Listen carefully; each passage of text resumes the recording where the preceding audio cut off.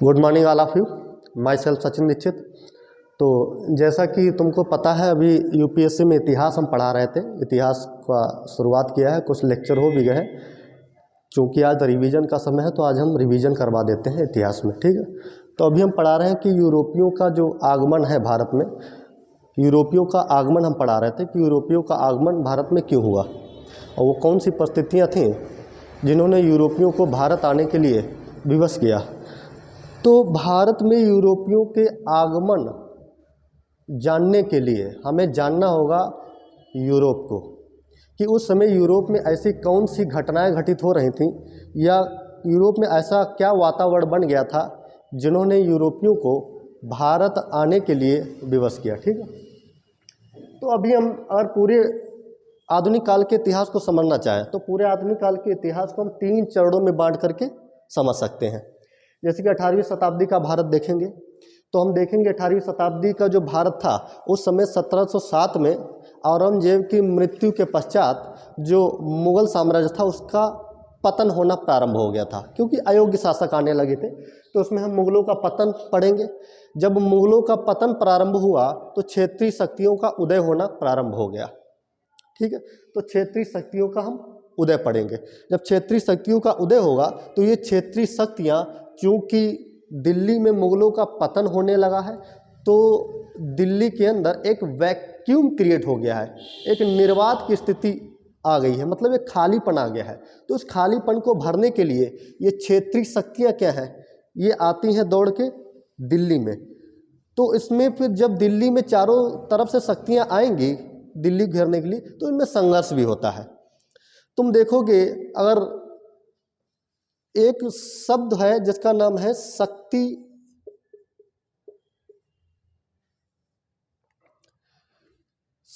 सिद्धांत।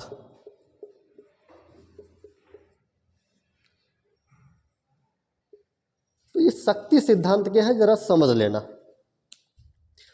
तुम देखोगे जब मौर्य काल चल रहा था, मौर्य काल के पतन के पश्चात मगध के अंदर एक राजनीति वैक्यूम क्रिएट हो गया था, यानी कि एक खालीपन आ गया था।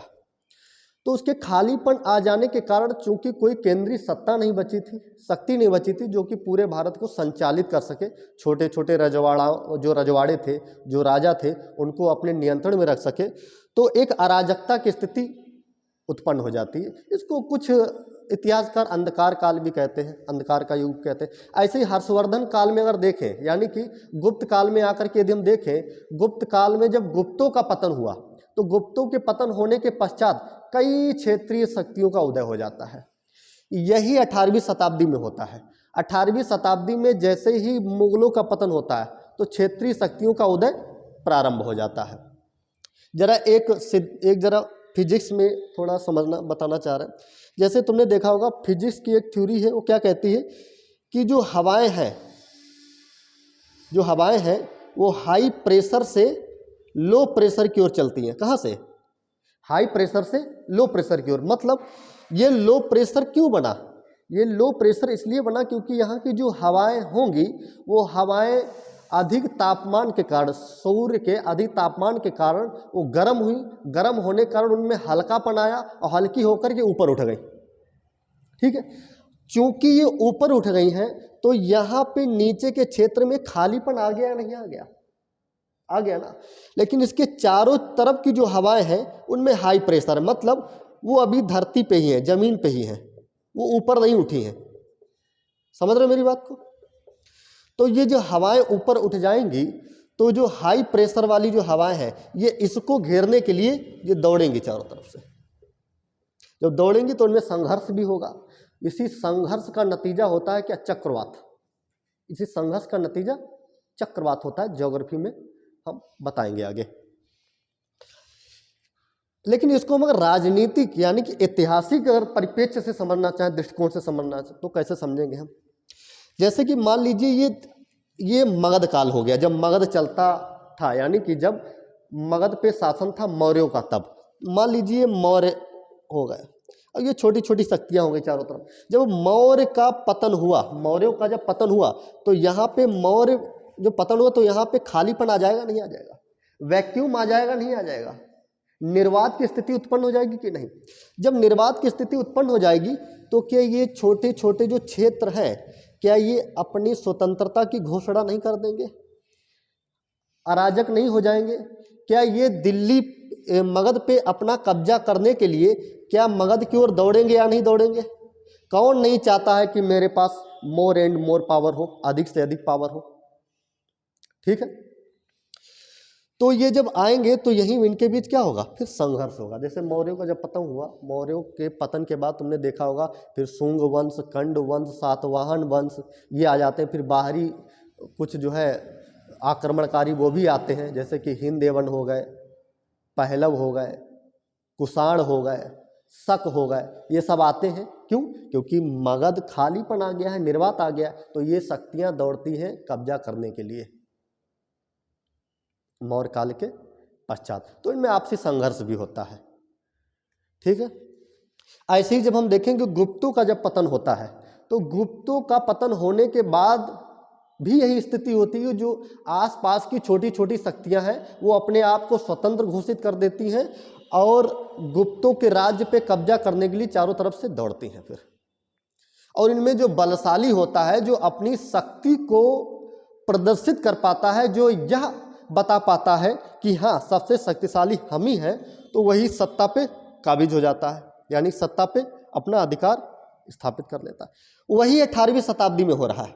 18वीं शताब्दी में 1707 में औरंगजेब की मृत्यु के पश्चात जो इनके उत्तराधिकारी आए मुगलों के, वो अयोग्य थे और बहुत ज़्यादा, जैसे मोहम्मद शाह रंगीला जैसे लोग आए जो कि अयोग्यता का एक चरम माने जाते हैं। अयोग्यतम कह सकते हो, मतलब अयोग्यता से भी ज़्यादा अयोग्य, अयोग्य से भी ज़्यादा अयोग्य। तो मुगलों का जब पतन होगा तो तुम लोग हमको बता दो जरा, क्या मुगलों का दिल्ली में पतन होने के बाद जो क्षेत्रीय शक्तियां हैं क्या वो दिल्ली पे अपना कब्जा करने के लिए भागेंगी कि नहीं भागेंगी? भागेंगी ना। क्या मुगलों के पतन होने के बाद जो क्षेत्रीय शक्तियां हैं वो अपने आप को स्वतंत्र घोषित करेंगी या नहीं करेंगी? करेंगी ना। देखो बंगाल ने स्वतंत्र कर लिया अपने आप को, अवध ने कर लिया, हैदराबाद ने कर लिया, कर्नाटक ने कर लिया, मैसूर, मराठा, इस टाइप से कई राज्य और रजवाड़े थे जिन्होंने अपने आप को स्वतंत्र घोषित कर लिया। और इसी दौड़ में भारत के अंदर थे अंग्रेज भी। जब यहाँ पर दिल्ली में वैक्यूम क्रिएट होता है, निर्वात की स्थिति आती है, तो तुम देखोगे विदेशी आक्रमण भी होते हैं। जैसे 1761 में पानीपत का तृतीय युद्ध होता है, अहमद शाह अब्दाली आता है। वो क्यों आता है? जब तक औरंगजेब जिंदा रहा तब तक तो नहीं आया, या जब तक मुगल रहे बलशाली तब तक नहीं आया। ये औरंगजेब के मरने के पश्चात ही क्यों आया? क्योंकि ये जानता है दिल्ली में अब खालीपन आ चुका है, हमें कहीं ना कहीं इसके दिमाग में रहा होगा हमें दिल्ली पे नियंत्रण करना है। कहीं ना कहीं विचार रहा होगा कि हाँ दिल्ली में ऐसा कोई शासक नहीं है जो हमको भारत को लूटने से रोक पाए, जो हमको भारत लूटने से रोक पाए। अब तुम देखोगे यहीं पे मराठे हो गए, मैसूर हो गए, उसके बाद अंग्रेज हो गए, इनमें सब में संघर्ष हुआ और अंततः जीत किसकी हुई? अंग्रेजों की। यहां तक क्लियर है? देखो क्या है ना, यूपीएससी एक चिंतन का विषय है। यहां तुमको चिंतन करना होगा, यहां रट्टाफिकेशन नहीं चलने वाला है। यहां हर विषय एक दूसरे से इंटरलिंक है। टीचर का महत्व ये होता है कि वो सैकड़ों किताबों का निचोड़ एक जगह पे दे देता है। जो अनुभवी टीचर हैं, जिन्होंने सालों साल तपे हैं क्षेत्र में, इंटरव्यू तक गए हैं। तो लेकिन एक बात जरा जान लीजिएगा, जो अंग्रेजों ने चलो कब्जा तो कर लिया, दिल्ली पे कर लिया, पहले बंगाल पे किया, लेकिन जरा हमको पहले अंग्रेजों की भारत में उपस्थिति से पहले हम आइए टाइम मशीन से चलते हैं यूरोप, कि वो कौन सी यूरोप में परिस्थितियां बन गई थी जिन्होंने अंग्रेजों को भारत में आने के लिए विवश किया, जिन्होंने पुर्तगालियों को भारत आने के लिए विवश किया, जिन्होंने डच को भारत में आने के लिए विवश किया। आइए टाइम मशीन पे बैठ के चलते हैं यूरोप में। यूरोप में कब चलते हैं? 15वीं शताब्दी में। अंग्रेज कब आए? अंग्रेजों ने बंगाल पे कब्जा कब किया? 18वीं शताब्दी में। जैसे 1757 में प्लासी का युद्ध जीता, छल से जीता था, वो आगे बताएंगे, ठीक है। और फिर देखोगे 1764 में बक्सर का युद्ध जीत लिया। हालांकि 1757 का युद्ध षड्यंत्र से जीता गया युद्ध था, इसलिए बहुत इतिहासकार उसको युद्ध भी नहीं मानते हैं। वो तो छलावा था, षड्यंत्र था, ऐसा कहते हैं।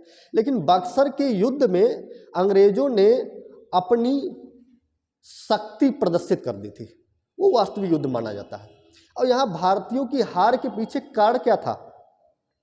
क्या भारतीयों के हार का कारण उनका निकम्मापन नहीं दिखाई देता तुम्हें? तुम क्यों अपने आप को उनकी टेक्नोलॉजी के बराबर नहीं ला पाए? क्यों तुम अभी तलवार से, बर्छी से, बल्लम से लड़ रहे हो? क्यों तुमने उनकी तरह तोड़ेदार बंदूकें नहीं बनाई? क्यों उनकी तरह तुमने अपने आप को मॉडर्नाइजेशन नहीं किया? हालांकि हम एक समय पे ऐसे थे कि हमारी विश्व की जीडीपी में हिस्सेदारी 23% थी, विश्व में सबसे ज्यादा, ये सत्य है। 1750 के दौरान पूरे विश्व की जीडीपी में भारत की जीडीपी का योगदान 23% था। एक लार्ज परसेंटेज है ये पूरे विश्व में। प्लिनी एक जो है विद्वान हुए हैं यूरोप के, प्लिनी एक समय पर रोते हुए कहता है कि भारत ने यूरोप के देशों को अपना आर्थिक गुलाम बना लिया है। समझ रहे हो? ये प्लिनी रोते हुए कहता है। अब ऐसे ही समझ जाओ कि भारत की महत्ता क्या थी। ठीक, चलो वो चर्चा करेंगे खैर, और यूपीएससी में आए हुए जो क्वेश्चंस हैं उन पे भी हम चर्चा करेंगे। ठीक है, बताएंगे उन क्वेश्चन को कैसे हल करना है, लेकिन पहले कॉन्सेप्ट समझ लेते हैं। तो आइए हम चलते हैं 15वीं शताब्दी के यूरोप में। अब है क्या, यूरोप में अगर देखा जाए 5वीं शताब्दी से पहले का यूरोप क्लासिकल युग माना जाता है, यानी कि विद्वानों का युग माना जाता है। सब ठीक ठाक व्यवस्था थी, विद्वता थी, एकदम क्लासिकल का मतलब बहुत बढ़िया शास्त्रीय युग एकदम। लेकिन 5वीं शताब्दी में क्या हुआ, उत्तर क्षेत्र में, यानी कि जैसे कि तुम नीचे तुम देखो दक्षिणी जो यूरोप है, दिमाग में मैप आ रहा है क्या तुम लोगों के? आ रहा है? चलो मैपिंग करवाएंगे तब तक समझो, क्योंकि अभी रिवीजन क्लास है केवल ये।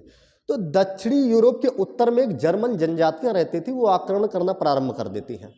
जब आक्रमण करना प्रारंभ कर देती हैं तो जो रोम का क्षेत्र है वो 2 भागों में विभाजित हो जाता है, पूर्वी रोम और पश्चिमी रोम। पूर्वी रोम जिसे कहा जाता है बैजेंटाइन साम्राज्य, तो उस बैजेंटाइन साम्राज्य की जो राजधानी थी उसका नाम था कुस्तुनतुनिया। जो आज का इस्तांबुल क्षेत्र पड़ता है, कभी तुर्की उर्की में जाकर के देखना जाके, जो इस्तांबुल क्षेत्र है वही कुस्तुनतुनिया था उस समय का। और एक था पश्चिमी रोम। तो जो पूर्वी रोम है, पूर्वी जो रोम था यानी कि बैजेंटाइन, उसमें अभी भी विद्वान लोग थे। वो इधर से क्योंकि जर्मन आक्रमणकारियों से भयभीत होकर के पूर्वी रोम में आ गए थे, यहाँ पे उनकी पहुंच ज़्यादा नहीं थी। लेकिन जो पश्चिमी रोम है ये 5वीं शताब्दी से लेकर के 15वीं शताब्दी तक यहाँ पे मध्यकाल रहा। यहाँ सामंती व्यवस्था रही। सामंती व्यवस्था क्या होती? सामंती व्यवस्था का मतलब होता है कि एकदम कह सकते हो रूढ़िवादी व्यवस्था, एकदम कह सकते हो कि पाखंड से युक्त व्यवस्था, युक्त थी एकदम, मुक्त नहीं, युक्त। ठीक है, तो यहाँ पे सामंती व्यवस्था थी। वो क्या करती थी, थोड़ा सा एग्जाम्पल हम बताना चाहेंगे कि यहाँ के जो बेचारे किसान थे, तो किसानों से ये लोग मजदूरी करवाते थे अपने खेतों में, अपनी जमीनों पे, और उस जमीन को 2 भागों में इन्होंने बांटा हुआ था। इसे कहते थे मेनर प्रणाली। क्या कहते थे? मेनर प्रणाली। अब इन्होंने जमीन को 2 भागों में बांटा हुआ था इस तरीके से। एक भाग को कहते थे, कहा जाता था मेंस भूमि। कौन सी? मेंस। और एक को कहा जाता था डीमेंस।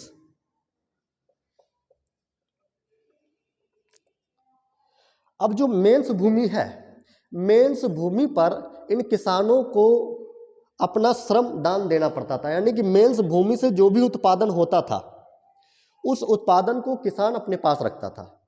उसके बदले में सप्ताह में 6-7 दिन डिमेंस भूमि पे बेगार करना पड़ता था। बेगार का मतलब निःशुल्क श्रम करना पड़ता था। और यहाँ का उत्पादन जितना भी होता था वो कौन रखता था? सामंत रखता था। फ्यूडलिज्म सिस्टम भी कहा जाता है इसे, इंग्लिश में फ्यूडलिज्म सिस्टम, यानी कि सामंती व्यवस्था।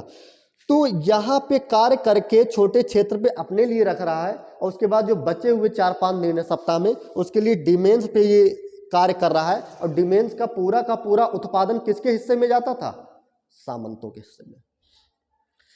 और जो इस समय मध्यकाल में जो राजा की स्थिति थी, वो राजा की स्थिति बहुत दयनीय अवस्था में थी। क्यों? क्योंकि इस समय जो सामंत थे, देखना जरा, जो सामंत थे वो पोपों के साथ में मिले हुए थे। जो पोप थे यहाँ पे, धार्मिक गुरु जो अपने आप को कहते थे बहुत बड़े हम धार्मिक गुरु हैं, ठीक है। आज का जो इटली है ये पोप का गढ़ हुआ करता था उस समय। और यूरोप के जो यूरोप के अन्य देश हैं, पुर्तगाल है, यूक्रेन है, या जर्मनी है, स्पेन है, ये जो पोलैंड है, ये क्षेत्र है, यहाँ पर मान लीजिए ये इटली में इनका केंद्र है, इनकी चर्च है। और बाकी देशों में, यूरोप के बाकी देशों में इन्होंने अपने अपने ब्रांचेज बना रखी थी। उन ब्रांचों में भी चर्चें होती थी, लेकिन इन चर्च के जो धर्मगुरु होते थे उन्हें कहा जाता था पादरी। पोप बैठता था इटली में, ठीक है। तो पोप कोई व्यक्ति नहीं था, पोप एक क्या है, एक जो है उपाधि है। हालांकि और भी बहुत सारे थे ऐसे जो है, लेकिन पोप क्या थे, ये एकदम अब ये अंग्रेज अपने आप को कहते थे कि हम आधुनिक बनाने आए, भारत को सभ्य बनाने आए हैं, ये खुद असभ्य के गढ़ थे एकदम। अब ये पोप क्या करते थे, पोप और सामंत मिल करके इन्होंने पाखंड को इतना बढ़ावा दे रखा था। जैसे एक उदाहरण बताना चाहेंगे, अगर मान लीजिए तुमने कोई पाप किया है, ठीक, और तुम यदि अपने पाप को स्वीकार कर लेते हो तो पोप या पादरी के पास तुमको जाना होता था। पादरी क्या करता था, एक दंड मोचन पत्र देता था। दंड मोचन पत्र, ये दंड मोचन पत्र के लिए तुमको कुछ राशि चुकानी होती थी, कुछ पैसा देना होता था। उसके बदले में ये दंड मोचन पत्र मिल जाता था, यानी कि तुम्हारे जो अपराध हैं वो क्षमा हो गए। और अगर तुमको और 2-4 अपराध करने भविष्य में, तो एडवांस में दंड मोचन पत्र लेके रख लो इनसे और उसका पैसा दे दो एडवांस में, तो 2-4 और अपराध कर सकते हो। समझ रहे हो? अब पोप ये कहते थे कि धरती चपटी है। ये लोग क्या कहते थे, धरती चपटी है। ये खुद में वैज्ञानिक बन जाते थे, खुद में वो, और आता जाता कुछ था नहीं बहुत ज्यादा। और दूसरा इनका मानना था कि पृथ्वी केंद्र में है और सूर्य सहित ग्रह, अन्य ग्रह चक्कर लगा रहे हैं। यानी कि इन्हें ग्रह और तारा में अंतर ही नहीं पता था कि ग्रह किसे कहते हैं और तारा किसे कहते हैं, स्टार किसे कहते हैं, प्लेनेट किसे कहते हैं, सैटेलाइट किसे कहते हैं, इनको कुछ आते ही जाता नहीं था। लेकिन यदि किसी ने कह दिया, और गैलीलियो ने कह दिया, या मान ली किसी ने कह दिया कि नहीं नहीं